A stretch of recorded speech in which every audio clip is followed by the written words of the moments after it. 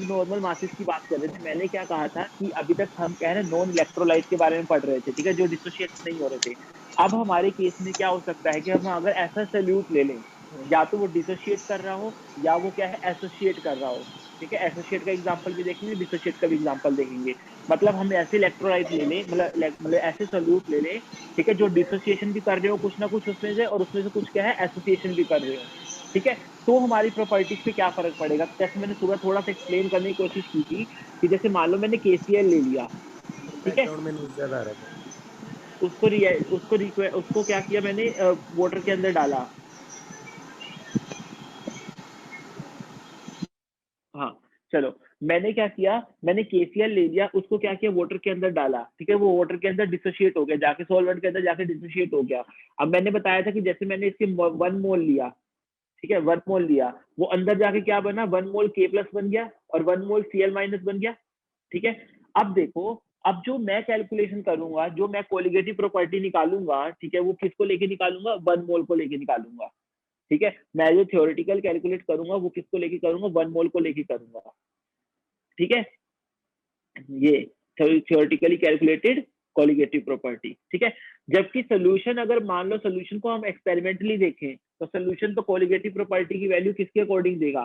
Solution जो boiling point increase दिखाएगा या फ्रीजिंग पॉइंट डिक्रीज दिखाएगा, वो कोलिगेटिव प्रॉपर्टी किसके हिसाब से देगा, 2 मोल के हिसाब से देगा कि नहीं देगा? क्योंकि उसको तो क्या लग रहा है कि 2 मोल आए हैं, ठीक है, उसको तो ये लग रहा है ना कि 2 मोल आयंस आए, यानी 2 मोल पार्टिकल्स आए हैं उसके अंदर। तो ये क्या हो जाएगी, बेसिकली एक्सपेरिमेंटल कोलिगेटिव प्रॉपर्टी हो जाएगी।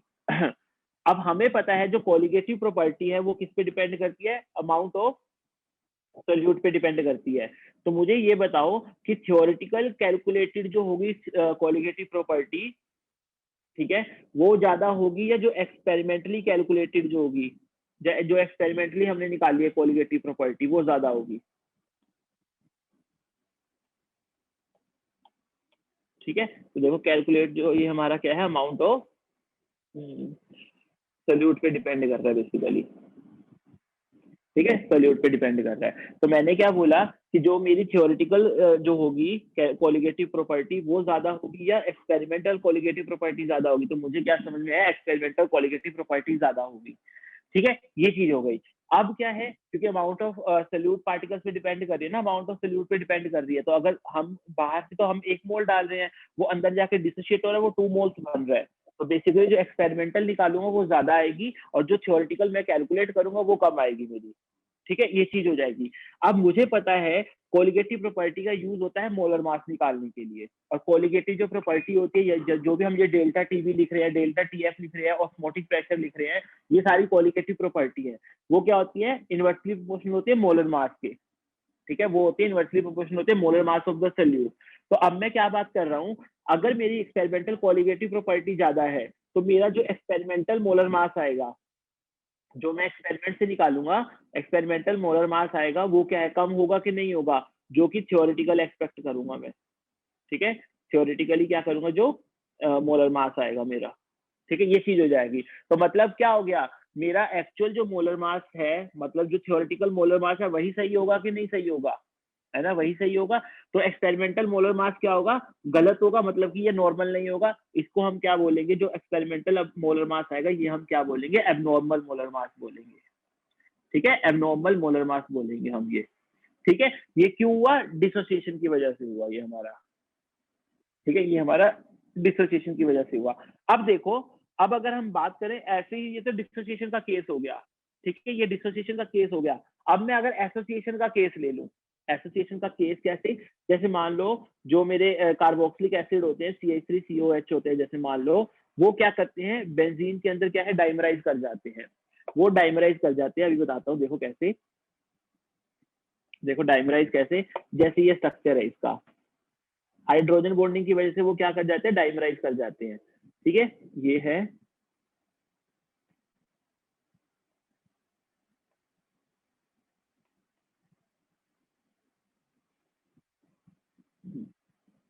ये इसका स्ट्रक्चर हो गया, ठीक है। ये हाइड्रोजन बॉन्डिंग की वजह से क्या कर जाते हैं, डाइमराइज कर जाते हैं। मतलब क्या हुआ, डाइमराइज करके ये क्या है, डाइमराइज कर जाता है, तो एक पार्टिकल बन जाता है ये, अब हमने तो क्या किया था, हमने तो 2 मॉलिक्यूल डाले थे, वो अंदर जाके कितने मॉलिक्यूल बन रहे हैं, एक ही मॉलिक्यूल बन रहा है, बन रहा है कि नहीं बन रहा है जब वो डाइमराइज कर रहे हैं, तो एसोसिएटेड हो रखे हैं। इसका मतलब क्या होगा, थ्योरेटिकल जो कोलिगेटिव प्रॉपर्टी होगी मेरी, ठीक है, थ्योरेटिकल कोलिगेटिव प्रॉपर्टी वो ज्यादा होगी या कम होगी एक्सपेरिमेंटल से?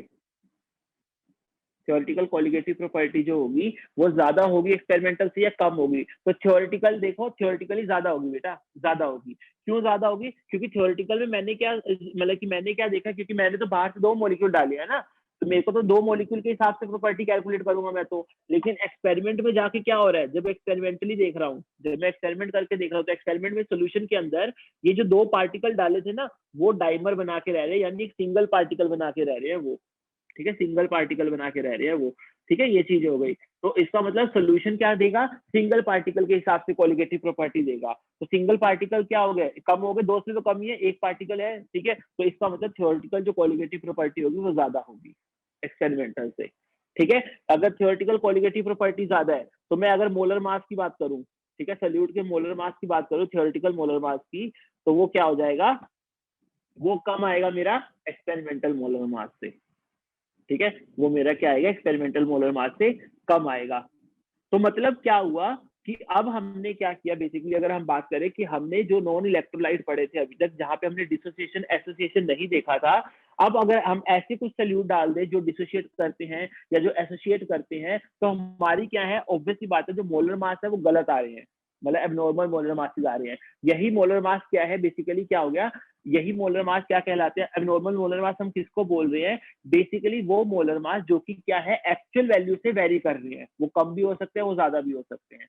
जैसे इसमें क्या था, एक्सपेरिमेंटल जो थ्योरेटिकल मोलर मास था वही सही था, एक्सपेरिमेंटल क्या है, उससे वेरी कर रहा है, ठीक है, मतलब कम आ रहा है। इसके केस में क्या हुआ, थ्योरेटिकल मोलर मास सही था, एक्सपेरिमेंटल मोलर मास क्या आ रहा है, ज्यादा आ रहा है, ठीक है, वो गलत है। तो जो हमारे मोलर मास क्या है, अगर हम कोलिगेटिव प्रॉपर्टी से निकाल रहे हैं, अगर मोलर मास वो एक्चुअल से वेरी करते हैं, ठीक है, एक्चुअल से वेरी करते हैं, और उसी को ही हम क्या बोलते हैं, एबनॉर्मल मोलर मास बोलते हैं।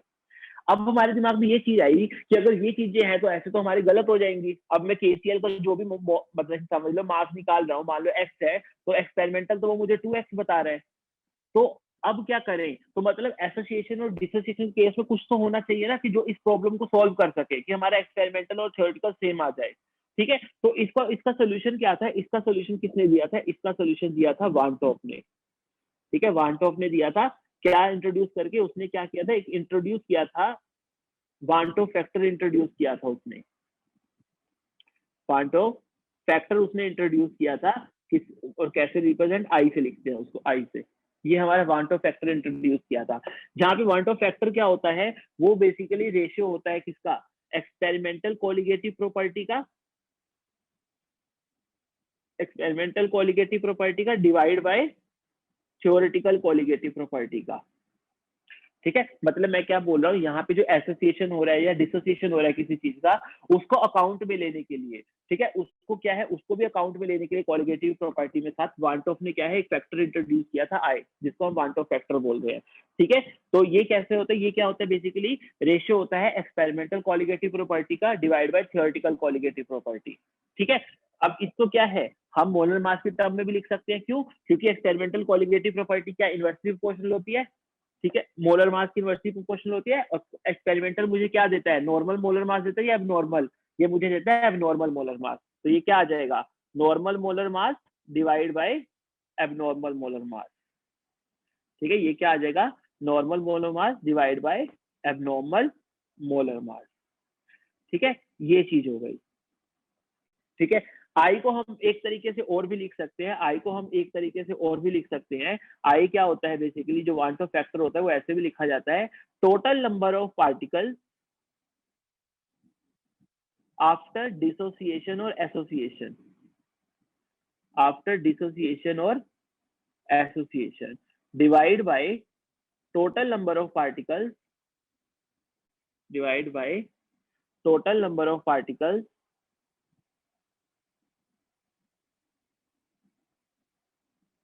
बिफोर डिसोसिएशन और एसोसिएशन, बिफोर डिसोसिएशन और एसोसिएशन, ठीक है, ये चीज हो जाएगी। ये कोई मुश्किल टॉपिक नहीं है, बहुत इजी टॉपिक है, बस तुम साथ साथ में सुनते जाओ, समझ में आ जाएगा तुमको। ठीक है, तो ये रेशियो भी है क्या, हमें आई देता है। अब अगर मैं बात करूं, मुझे ये बताओ डिसोसिएशन का केस है और एसोसिएशन का केस है, तो आई की वैल्यू क्या होगी। देखो डिसोसिएशन और एसोसिएशन का केस है, देखो डिसोसिएशन में क्या हो जाएगा, total number of particles after dissociation. Dissociation के बाद तो पार्टिकल्स बढ़ते हैं ना, जैसे केसीएल में देखो बिफोर डिसोसिएशन क्या था, 8 मोल था, आफ्टर डिसोसिएशन क्या हो गया, नंबर ऑफ पार्टिकल्स बढ़ गए। तो ऑब्वियस ही बात है न्यूमरेटर ज्यादा होगा डिसोसिएशन के केस में, डिनोमिनेटर कम होगा, तो आई जो क्या आएगा, ग्रेटर देन 1 आएगा यहाँ पे। ठीक है, आई क्या है, ग्रेटर देन 1 आएगा यहाँ पे। एसोसिएशन के केस में क्या हुआ, एसोसिएशन के केस में क्या हुआ, नंबर ऑफ पार्टिकल्स कम हो रहे हैं क्योंकि वो एसोसिएट कर रहे हैं ना, जैसे यहाँ पे था पहले 2 लिए फिर वो 1 बन गया। तो आफ्टर एसोसिएशन क्या हुआ, 1 पार्टिकल आया, बिफोर एसोसिएशन कितने थे, 2 थे, तो इसके लिए आई क्या होगा, डिनोमिनेटर ज्यादा है तो आई क्या होगा, लेस देन 1 होगा यहाँ पे। ठीक है, ये हमारा क्या था, वन टॉप फैक्टर था। ठीक है, अब यहाँ पे क्या है, अब इसको जब अकाउंट में लेते हैं तो हमारी कोलिगेटिव प्रॉपर्टीज चेंज हो जाती है। हमारी मॉडिफाइड कोलिगेटिव प्रॉपर्टीज क्या होती हैं, हमारी मॉडिफाइड कोलिगेटिव प्रॉपर्टीज क्या होती है, देखो वो क्या रहती हैं, जे हमने जो delta P by P note निकाला था उसको हम क्या है, सारों को आई से मल्टीप्लाई कर देते हैं, आई इंटू पाई टू। ठीक है, दूसरा क्या था, डेल्टा टीबी था, वो क्या हो जाएगा, आई इंटू के बी इंटू मोलैरिटी। तीसरा क्या हो जाएगा, डेल्टा टी एफ था, इसको क्या कर देंगे, I into K F into molarity. ठीक है, और चौथा क्या था, pi is equal to C R T था, तो ये हो जाएगा आई सी आर टी। ये चारों हमारी क्या है, प्रॉपर्टीज मॉडिफाई हो गई। ठीक है, जब भी हम नॉन इलेक्ट्रोलाइट लेंगे, ठीक है, ना जो एसोसिएट कर रहा ना डिसोसिएट कर रहा, नॉन इलेक्ट्रोलाइट लेंगे, ठीक है, अभी कर रहा हूँ बेटा, अनम्यूट करता रुको 1 मिनट। हाँ, जब भी हम नॉन इलेक्ट्रोलाइट लेंगे तो आई हमेशा क्या हो जाएगा, हमारा 1 हो जाएगा, क्योंकि देखो ना उसमें क्या हो जाएगा, उसमें बिफोर डिसोसिएशन भी वही, मतलब डिसोसिएशन एसोसिएशन हो नहीं रहा, तो मतलब हम ये बोल सकते हैं कि डिसोसिएशन से पहले भी उतनी नंबर ऑफ पार्टिकल्स थे, डिसोसिएशन के बाद भी उतनी थी, तो आई क्या है, 1 रहता है। ठीक है, ये चीज ध्यान देना। ठीक है, हाँ, अब देखो, अब जो डिसोसिएशन और एसोसिएशन में ना हम निकाल भी सकते हैं। ठीक है, चलो मैं भी ये बताता हूँ, पहले हम क्या करते हैं, एक बारी मैं अनम्यूट कर रहा हूँ तुमको, तुम मुझे इसमें बताओ, इसमें तुम्हें किसी में कोई भी दिक्कत हो तो बोलो, कुछ ना समझ में आया हो यहाँ तक। सर लास्ट में आई से मल्टीप्लाई क्यों किया, सर करीब इसमें था तो तो। एक्सपेरिमेंटल लास्ट वैल्यू में है, वो होता वेरी आई कर रहा है वाला। ना, जैसे तो हाँ, सर हमने एक्सपेरिमेंटल को लिख दिया अपने नॉर्मल मोरल मास।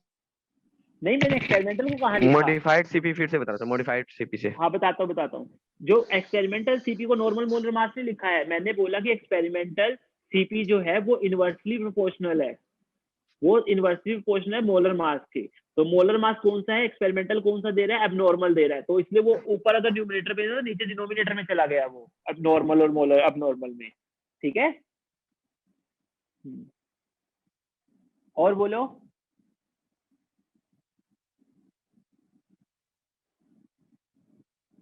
क्या हो गया, बोलो। मॉडिफाइड सीपी से रिपीट कर दो। हाँ, मॉडिफाइड सीपी, मैं ये कह रहा हूँ कि इसी एसोसिएशन और डिसोसिएशन को अकाउंट करने के लिए उन्होंने क्या किया, इसको आई को मल्टीप्लाई कर दिया सब प्रॉपर्टीज के साथ, कि अब क्या है, हम डिसोसिएशन और एसोसिएशन को भी कर सके काउंट। ठीक है, ये चीज हो जाएगी।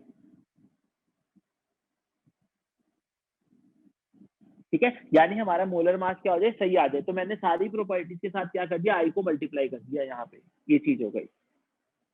ठीक है, ठीक है सर। हाँ, और कुछ, नो सर। चले आगे फिर। ठीक है, ये था बस हमारा। अभी भी कुछ रह रहा है। हाँ रुको तो सही, अभी क्वेश्चन भी करेंगे, यही इंपॉर्टेंट है इसमें। ठीक है, अभी बताऊंगा कैसे क्वेश्चन आते। देखो नॉन इलेक्ट्रोलाइट है जो बेसिकली, उसके लिए आई ध्यान रखना, हमेशा 1 रखना है तुमको। ठीक है, इलेक्ट्रोलाइट के लिए जो डिसोशिएट हो रहे हैं, एसोसिएट हो रहे हैं, देखो जो डिसोशिएट हो रहा है उसकी बात कर लेते हैं पहले थोड़ी सी, एसोसिएशन का तो कोई दिक्कत है नहीं है, डिसोसिएशन की बात कर लेते हैं। डिसोसिएशन में क्या हो सकता है, 100% डिसोशिएट हो सकता है। ठीक है, डिसोसिएशन में क्या है, वीकली डिसोसिएशन हो सकता है, पढ़ा था ना, स्ट्रॉन्ग इलेक्ट्रोलाइट वीक इलेक्ट्रोलाइट, तो वो क्या है, लेस देन 100% डिसोसिएशन हो सकता है, डिग्री ऑफ डिसोसिएशन। हाँ, तो 100% अगर डिसोसिएशन होगा तो आई क्या आएगा, बेसिकली नंबर ऑफ आयंस कितने मिल रहे हैं उसके इक्वल आ जाएगा सीधा सीधा। 100% अगर डिसोसिएशन हो रहा है, तो अगर 100% डिसोसिएशन हो रहा है तो आई हमारा क्या आ जाएगा, मतलब जितने नंबर ऑफ आयंस मिल रहे हैं। जैसे अगर मान लो मुझे दे दिया केसीएल दे दिया, ठीक है, मुझे केसी पहले तो मुझे यही पहचानना है कि ये आयनिक कंपाउंड है, ये डिसोशिएट करेगा, मतलब कैसे, मान लो एक क्वेश्चन में उसने सुक्रोज दे दिया और एक क्वेश्चन में तुम्हें केसीएल दे दिया, तुम्हें ये खुद एज्यूम नहीं करना, मतलब खुद अपनी अंडरस्टैंडिंग से समझना है कि अच्छा ये तो डिसोशिएट नहीं करेगा, सुक्रोज तो नहीं करता है, हाँ KCl जरूर डिसोशिएट करेगा क्योंकि आयनिक कंपाउंड है ना, आयनिक कंपाउंड है। तो तुम्हें यहाँ से समझ में आ गया KCl डिसोशिएट कर रहा है।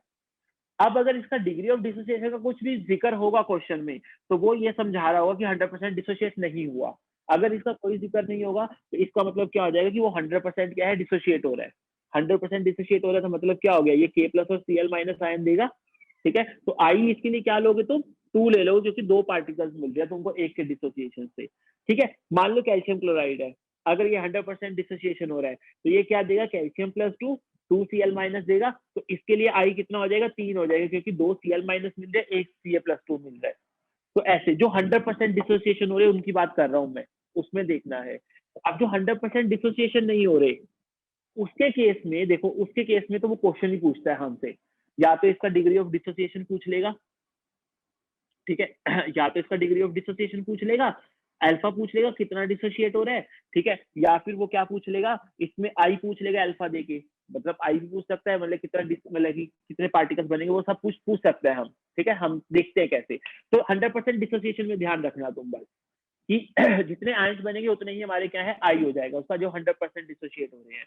और तुम्हें क्वेश्चन में कहीं ना कहीं आइडिया भी लग जाएगा, ठीक है, कौन डिसोशिएट कर रहा है कौन नहीं। मैंने बोल दिया ना, आयनिक कंपाउंड होंगे तो डिसोशिएट कर जाएंगे। अब आयनिक में भी मान लो अगर तुम्हें ये नहीं पता चल रहा कि अच्छा ये वीक होगा या स्ट्रॉन्ग होगा, ठीक है, अगर मान लो आयनिक में भी पता नहीं चल रहा, मान लो एसिटिक एसिड दे दिया तुमको अब तुम्हें नहीं पता कि स्ट्रॉन्ग है या वीक है, तो क्वेश्चन में पक्का ना पक्का कहीं ना कहीं एक छोटा सा हिंट छुपा होगा जहां पे वो पता चलेगा कि वो वीक है या स्ट्रॉन्ग लेना है तुमको ठीक है, ये चीज है। चलो अब देखो, अब हम क्या कह रहे हैं डिसोसिएशन के केस में और एसोसिएशन के केस में, डिसोसिएशन और एसोसिएशन के केस में वो तुमसे क्या पूछ सकता है, वो तुमसे पूछ सकता है degree of dissociation, degree of dissociation, और वो तुमसे क्या पूछ सकता है, डिग्री ऑफ एसोसिएशन। वो तुमसे ये चीज, दोनों चीजें पूछ सकता है, ठीक है, डिग्री ऑफ एसोसिएशन, ठीक है, ये चीज हो गई। अब देखो डिग्री ऑफ डिसोसिएशन अगर तुमसे पूछ रहा है तो मतलब यही होगा कि जनरली वीक की ही पूछेगा वो, क्योंकि उसी की डिग्री निकलेगी, बाकी भी तो 100% होगी स्ट्रॉन्ग की, उसकी तो नहीं पूछेगा वो। तो डिग्री ऑफ डिसोसिएशन अगर पूछ रहा है तो हम मान के चलते हैं कि वीक की पूछ रहा है। चलो, तो अब वो डिग्री ऑफ डिसोसिएशन कैसे निकालनी है, तुम्हें कैसे अप्लाई करना है, हर जगह ये ध्यान रखो। एक तो तरीका क्या है, चलो वो तो बताता हूँ, पहले यहाँ देख लो। देखो हमने क्या किया, हमने ये चीज ले ली, मान लो AN कोई पार्टिकल्स ले लिए, ठीक है, मतलब AN कोई हमने चीज ले ली, ठीक है, वो डिसोशिएट हो रही है किसमें, Na में, ठीक है, एक एसोसिएटेड मॉलिक्यूल ले रहे हैं, वो डिसोशिएट होकर N पार्टिकल्स बना रहा है A के, ठीक है, ये चीज हो गई।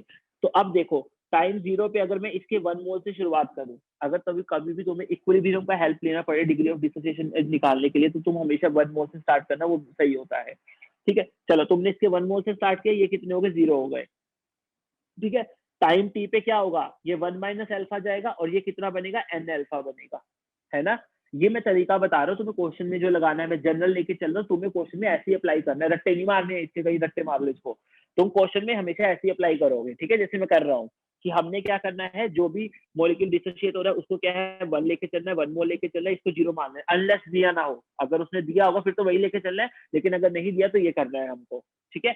चलो फिर हमने कहा कि 1 माइनस अल्फा होगा, ठीक है, 1 माइनस अल्फा और N अल्फा होगा ये हमारा, ठीक है। चलो देखो अब हमारा आई क्या होता है, वांट ऑफ फैक्टर होता है, वो क्या कहता है, टोटल नंबर, वो क्या कहता है, total number after dissociation divide by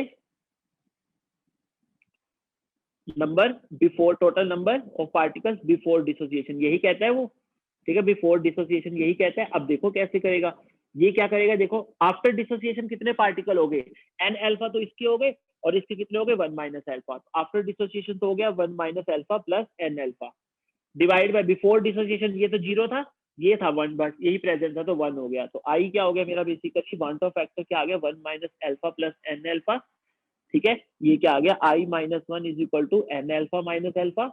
alpha अगर हमने कॉमन निकाल दिया तो अंदर क्या बच गया, N माइनस 1 बच गया, ये कितना आ गया, I माइनस 1 आ गया। तो अल्फा कितना आ गया यहाँ से, I minus 1 divide by N minus 1, ये आ गया। तो ऐसे हम क्या है मतलब कि अल्फा डिग्री निकालेंगे। अब आई हमें पता होगा, आई कैसे पता होगा, वन टॉप फैक्टर कैसे पता होगा, ऐसे पता होगा हमें वो क्या दे देगा, डेल्टा टी भी दे देगा, हमें वो क्या दे देगा, के भी दे देगा, हमें क्या दे देगा, मोलैलिटी दे देगा। जब दोनों को डिवाइड करूंगा यहाँ से डेल्टा टी भी मान लो के बी बाई एम कर दिया, तो वो क्या देगा मुझे, आई दे देगा यहाँ से, ठीक है, वो आई दे देगा। तो वन टॉप फैक्टर पता चल जाएगा, ठीक है, एन मेरे को पता ही होगा कितने डिसोशिएट हो रहे हैं कितने नहीं हो रहे हैं, तो मेरा उससे क्या है अल्फा निकल आएगा। ये चीज क्लियर है यहाँ तक? अच्छा, अब देखते हैं डिग्री ऑफ डिसोसिएशन में उल्टा हो जाएगा बिल्कुल।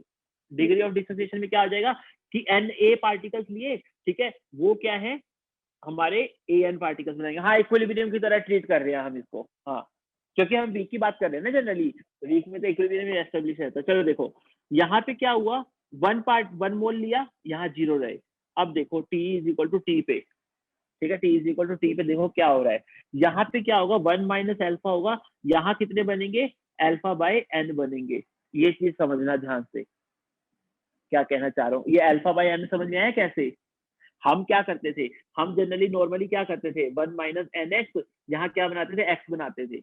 हम इसको ऐसे भी तो लिख सकते हैं 1 माइनस एक्स, और इसको एक्स बाय एन भी लिख सकते हैं, बात तो एक ही है। वही हमने किया, हमने बस कैलकुलेशन इजी करने के लिए इसको क्या है अल्फा बाय एन रख लिया है, ठीक है, ये चीज हो गई। चलो अब देखो, अब क्या है, अब वही बात हो जाएगी, आई में क्या हो जाएगा, total number before association, sorry total number after association, total number of particles after association, ठीक है, और total number of particles before dissociation, ठीक है, बिफोर डिसोसिएशन क्या होगा यहाँ पे, बिफोर डिसोसिएशन ये चीज हो जाएगी। तो आई क्या होगा हमारा बेसिकली, देखो टोटल नंबर आफ्टर एसोसिएशन कितने हैं, इसके 1 माइनस अल्फा है, इसके कितने हैं प्लस अल्फा बाय एन है, और इनिशियली कितने थे 1 थे, वो तो 1 ही है। तो आई कितना आगे, इसको सोल्व कर लेते हैं। देखो 1 minus alpha plus alpha by n, I minus 1 इधर ले गए, ये कितना आ गया alpha by n minus alpha आ गया, ठीक है, is equal to alpha minus alpha n divide by n, ठीक है, ये इधर गया एन आई माइनस 1, ये कितना आया अल्फा 1 माइनस एन, ठीक है, मैं इसको यहाँ ले गया तो अल्फा कितना आ गया N I minus 1 divide by 1 minus N, ये चीज आ गई मेरी। ठीक है, ये चीज ऐसे करनी है तुमको, ठीक है, यहाँ से हम एसोसिएशन अल्फा ऐसे निकालेंगे। ये फॉर्मूले मत रट्टे मारना, ठीक है, फॉर्मूले मत रट्टे मारने बैठ जाना, कंसेप्ट समझ लो, बस ऐसे ही करना है तुमको, इजी हो जाएगा तुम्हारे लिए। हम ऐसे निकालेंगे, ठीक है, ये चीज हो गई। तो अब हम अब हम कुछ क्वेश्चंस देखते हैं जो कि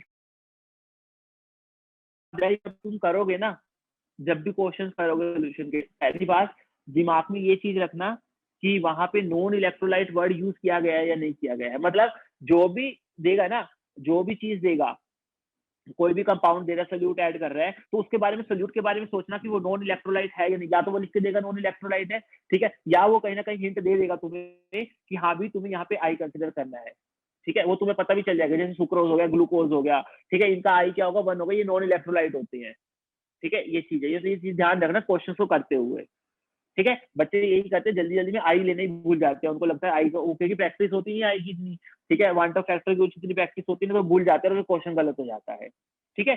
चलो कुछ क्वेश्चन देख लेते हैं, यहाँ पे इतना तो खत्म हुआ, ठीक है, और ये इंपॉर्टेंट कंसेप्ट है ये वन ऑफ फैक्टर वाला, ठीक है, ये ध्यान रखना।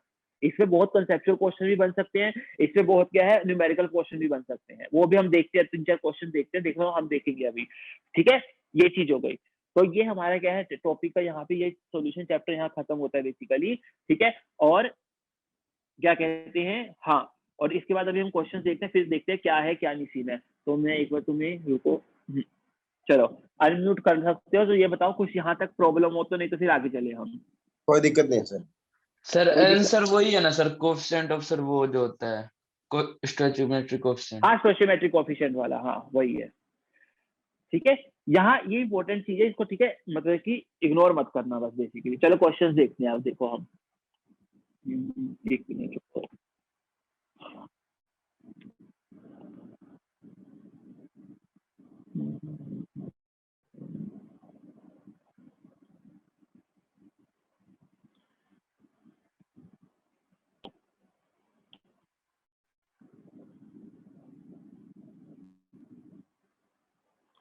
चलो देखो यहाँ पे ये क्वेश्चन देखते हैं, देखो जरा पहले ये वाला क्वेश्चन देखो जरा 6, ठीक है, क्या बोल रहा है, तुम्हें खुद आइडिया लगेगा, देखा क्वेश्चन में क्या आइडिया लगेगा कि तुम्हें कब वांट ऑफ फैक्टर निकालना है, कब नहीं, क्या करना है क्या नहीं करना, सब कुछ तुम्हें पता चल जाएगा क्वेश्चन अगर तुम प्रैक्टिस करोगे अच्छे से ढंग से। देखो जैसे यहाँ है, the freezing point of benzene decreases by 0.45 degree Celsius when 0.2 gram of acetic acid is added to 20 gram of benzene. ठीक है, उसने क्या कहा कि मैंने बेंजीन के 20 ग्राम में 0.2 ग्राम एसिटिक एसिड डाला, तो मेरा जो फ्रीजिंग पॉइंट है वो क्या हो गया, डिक्रीज हो गया 0.45 डिग्री सेल्सियस से। ठीक है, तो मतलब मेरे पास क्या क्या दिया हुआ है, एक तो मेरे को डेल्टा टीएफ दिया हुआ है कितना, 0.45 डिग्री सेल्सियस दे रखा है, एक मुझे क्या दे रखा है, एसिटिक एसिड का मास दे रखा है कितना, 0.2 ग्राम। ठीक है, और एक मुझे क्या दे रखा है, सॉल्वेंट का मास दे रखा है जो कि बेंजीन है कितना, 20 ग्राम। और केएफ देखो नीचे केएफ फॉर बेंजीन भी दे रखा है, ठीक है 5.12। अब तुम्हारे दिमाग में ये चीज आ रही होगी कि वैसे फॉर्मूला क्या होता है, delta TF is equal to KF into M. तो ये सब कुछ तो दे रखा है, डेल्टा टीएफ दे रखा है, केएफ दे रखा है, एम दे रखा है, तो निकालना क्या है हमें, तो वही चीज है, वही चीज दिमाग में ऐसा। इलेक्ट्रोलाइट हाँ, अब उसने क्या बोला है, if acetic acid associate to form a dimer, अगर वो एसिटिक एसिड एसोसिएट करता है, डाइमर बनाता है, तो परसेंटेज, आधा लिख रखा है क्वेश्चन, परसेंटेज ऑफ एसोसिएशन यहाँ पे आएगा, ठीक है, आधा लिख रखा है, ये लिख लेना, परसेंटेज ऑफ एसोसिएशन बताओ क्या होगी। तो देखो यही मेन 2017 का क्वेश्चन है। इलेक्ट्रोलाइट वाला सर है तो। हाँ, मतलब इसमें क्या है, देखो अभी तुम्हें आइडिया भी नहीं होगा ना कि तुम्हें अगर दिमाग में नहीं भी आ रहा होगा कि वांट ऑफ फैक्टर का यूज करना है, तो उसने क्वेश्चन में बोल ही दिया कि एसोसिएशन हो रहा है, तुम्हारे दिमाग में आ जाएगी चीज कि अच्छा आई लगाना है। और मैं तो तुम्हें कहता हूँ कि हर क्वेश्चन में आई लगाने की आदत डाल लो, क्योंकि ऑब्वियस ही बात है, अगर नॉन इलेक्ट्रोलाइट होगा उसके लिए आई 1 हो जाएगा, अगर इलेक्ट्रोलाइट होगा तो वो हम देख ही लेंगे जो भी होगा। तो तुम्हें ना आदत बन जाएगी हमेशा सोचने की, अगर तुम मान लो कुछ क्वेश्चन में आई लगाओगे जिसमें तुम्हें एसोसिएशन डिसोसिएशन दिख रहा है, तो वो तुम्हारी आदत नहीं बन पाएगी फिर आई लगाने की। तो तुम हर क्वेश्चन में जो भी क्वेश्चन कर रहे हो उसमें आई लेके चलो, यही सबसे अच्छी प्रैक्टिस है, आई लेके चलो, वांट ऑफ फैक्टर लेके चलो, और वहां पे दिमाग लगाओ कि वांट ऑफ फैक्टर क्या लेना है क्या नहीं लेना। उससे यही फायदा होगा कि तुम्हें कम से कम क्वेश्चन से ये देखना आ जाएगा कि कहाँ पे लगाना है कहाँ पे नहीं लगाना है। ठीक है, ये चीज है। चलो अब जैसे यहाँ देखो, यहाँ क्या है, मैं ये चीज नहीं यूज कर सकता और मैं करूंगा भी नहीं, मैं इसको अवॉइड करूंगा, हर जगह अवॉइड करूंगा, मैं आई वाली ही लेके चलूंगा, मैं मॉडिफाइड ही क्वालिटेटिव प्रॉपर्टीज लेके चलूंगा। तो देखो डेल्टा टीएफ क्या है मेरा, क्या होता है, आई into K F into M, ये चीज होती है। मुझे परसेंटेज एसोसिएशन निकालना है, अभी हम करके आए हैं, अगर डिग्री ऑफ एसोसिएशन या डिग्री ऑफ डिसोसिएशन निकालना होता तो वांट ऑफ फैक्टर तो काम आता ही है। देखो मैंने दोनों में किया था, दोनों में वांट ऑफ फैक्टर आ रहा था, है ना। तो इसका मतलब ये तो समझ में आ गई कि पहले वांट ऑफ फैक्टर तो निकालना ही पड़ेगा, और वांट ऑफ फैक्टर क्या है, मैंने इस फॉर्मूले से निकालूंगा मॉडिफाइड कोलिगेटिव प्रॉपर्टी से। डेल्टा टीएफ कितना है 0.45, केएफ कितना है मेरा 5.12, और मोलैलिटी कितनी है, मोलैलिटी निकाल लो, मोल्स ऑफ सल्यूट, सल्यूट के मोल्स 0.2/60 हो गए, mass of benzene in KG, ये आ जाएगा हमारा बेसिकली। यहाँ से हमारा क्या आ जाएगा, आई आ जाएगा। ठीक है, यहाँ से हमारा आई मान लो ए आ गया जैसे, ठीक है, ए आ गया हमारा आई, यहाँ से सॉल्व करोगे आई आ जाएगा, वांट ऑफ फैक्टर आ गया। अब उसने तुम्हें क्या बोला, परसेंटेज एसोसिएशन बताना है, और उसने ये बता रखा है कि एसिटिक एसिड डाइमर बनाता है। डाइमर पता है ना, कि जब दो मॉलिक्यूल कंबाइन हो गए एक सिंगल पार्टिकल बन रहे हो, वो डाइमर होता है। ठीक है, तो यहाँ पे क्या हो रहा है बेसिकली, अगर रिएक्शन लिखूं तो रिएक्शन क्या हो रहा है, डाइमर में दो पार्टिकल है, वो क्या कर रहे हैं, कंबाइन होके क्या बना रहे हैं, COH डाइमर बना रहे हैं, यानी दो पार्टिकल ऐसे बना रहे हैं। M2 हो जाएगा ना सर तो इसमें। हाँ, अब देखो यहाँ पे क्या होगा, अगर मैं टाइम 0 से स्टार्ट करूँ, कुछ भी कंसंट्रेशन नहीं दे रखी तो 1 से करते हैं, 1 0, टाइम t पे क्या हो जाएगा 1 माइनस अल्फा, और यहाँ क्या हो जाएगा अल्फा बाय 2। ठीक है, तो आई कितना आता है हमारा, after association divide by before association, तो आफ्टर एसोसिएशन कितने पार्टिकल है 1 minus alpha plus alpha bye 2, before association कितना है 1 है, और आई मुझे पता ही है ये कितना हो जाएगा माइनस अल्फा बाय 2 हो जाएगा। आई मुझे पता ही है 1 होगा तो अल्फा निकल आएगा सीधा सीधा, वही क्या हो जाएगा परसेंटेज ऑफ एसोसिएशन हो जाएगा, मतलब 100 से मल्टीप्लाई कर लेना तो परसेंटेज ऑफ एसोसिएशन आ जाएगा। समझे या नहीं समझे, इजी था ये। हद्दी था सर। हाँ, मुश्किल कंसेप्ट बिल्कुल भी नहीं है, ये मुश्किल कंसेप्ट बिल्कुल भी नहीं है, बस ये तुम्हारे गलती के ऊपर है ये सारा का सारा, कि तुम मतलब क्वेश्चन करते हुए आई ना भूल जाओ, बस उसके ऊपर है सारा। ठीक है, ये चीज हो गई हमारी। अब एक मिनट रुको, 6 हो गया।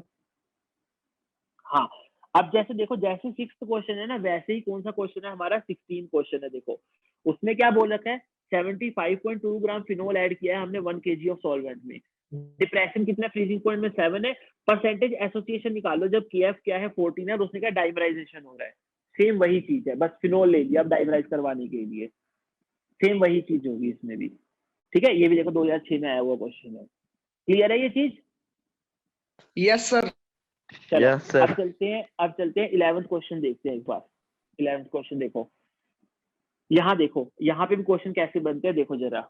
मतलब ये इसमें ना बहुत सारे क्वेश्चन अलग तरह के बन सकते हैं। एक तो सीधा न्यूमेरिकली जैसे हमने किया वो भी हो सकता है, ठीक है। एक अभी हम ये पढ़ेंगे, एक मतलब कंसेप्ट बेस्ड बन सकता है क्वेश्चन, किसमें ऑस्मोटिक प्रेशर ज्यादा हुआ किसमें नहीं, जिसका आई ज्यादा हुआ उसमें ऑस्मोटिक प्रेशर ज्यादा होगा, वो भी क्वेश्चन मैं करवा दूंगा तुम्हें। देखो जरा 1 मिनट, चलो देखो वो क्या बोल रहा है, the osmotic pressure of dilute solution of an ionic compound XY in water is 4 times that of the solution of 0.01 normal BaCl2 in water, assuming complete dissociation।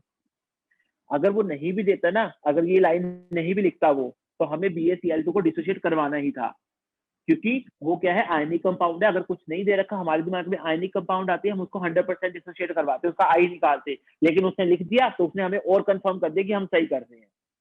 ठीक है, अगर वो ये लाइन नहीं भी लिखता ना तो भी हम क्या करते, ये मान के ही चलते अपनी तरफ से।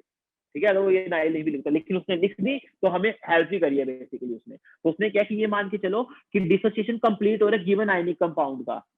ठीक है, तो कंसंट्रेशन निकालो XY की क्या है। देखो क्वेश्चन में क्या बोल रहा है कि ऑस्मोटिक प्रेशर लिया हमने एक XY कंपाउंड का और एक BaCl2 का लिया जिसकी कंसंट्रेशन 0.01 है। ठीक है, वो क्या बोल रहा है कि हाँ इनकी जो ऑस्मोटिक प्रेशर है वो क्या है, मतलब XY का जो ऑस्मोटिक प्रेशर है वो 4 टाइम्स है बेरियम क्लोराइड वाले के साथ से। ठीक है, और दोनों में क्या मान के चलो 100% डिसोसिएशन है, तो ये बताओ कंसंट्रेशन क्या होगी XY की। तो सीधा सीधा है देखो।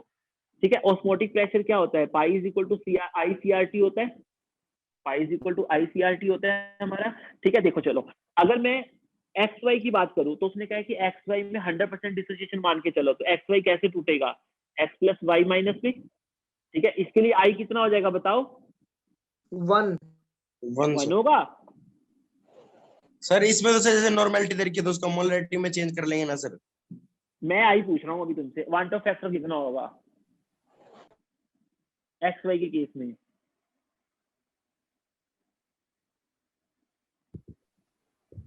I3 होगा।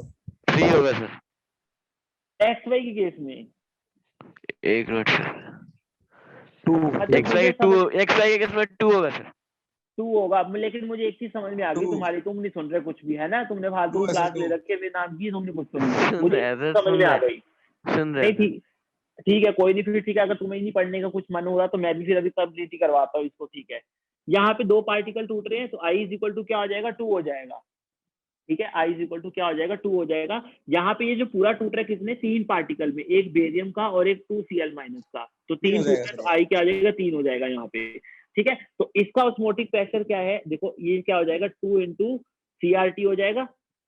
ठीक है, इसका ऑस्मोटिक प्रेशर कितना हो जाएगा, 3 into C। इसका कंसंट्रेशन हमें कितना दे रखा है, 0.01 दे रखा है, और RT हो जाएगा, नॉर्मेलिटी दे रखे, तो हमने वही कंसंट्रेशन में ले लिया इसको। ठीक है, ये चीज हो गई।